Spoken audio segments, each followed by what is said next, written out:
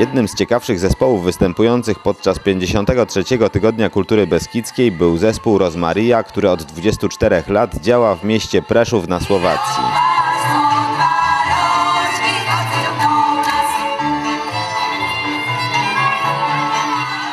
No, 24 rokov oslavujeme toho roku.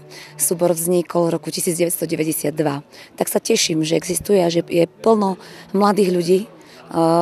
Pracujeme s deťmi od 5 až do 72 rokov, takých už veľkých, v centre voľného času, ktoré pracuje pod mestom Prešov.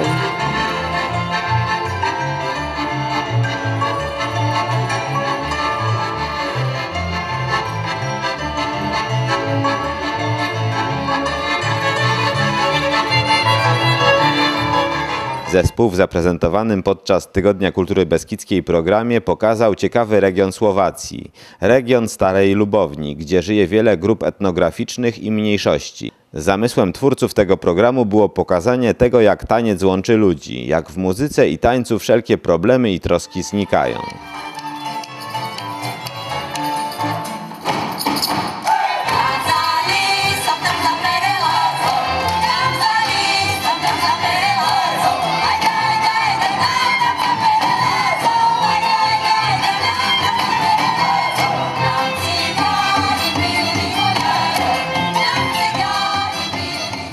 My sme teraz robili taký náš región, teda región Starej Ľubovni, kde žije veľmi veľa národností, národných menšín, kde žijú Šarišani, Rusíni, Cigáni, Nemci, Goráli.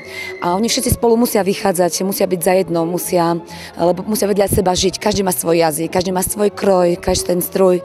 A sme robili taký príbeh trošku, aby proste ľudia vedeli, že aké to je krásne, keď tie národy vedľa seba sú, sa tolerujú a že ten tanec zotre všetky rozdiely a všetky vaše bolesti sa stratí v tom tanci, zmiznú, sa rozplynú a všetkých ľudí spája.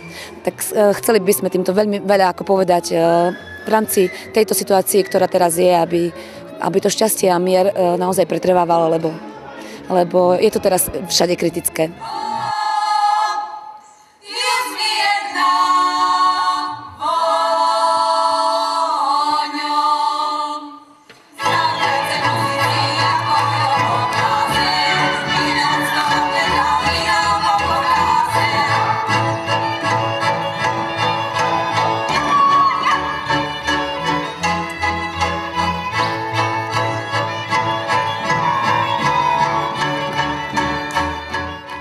Występ zespołu Rozmaria oglądaliśmy w Szczyrku 11 sierpnia 2016 roku.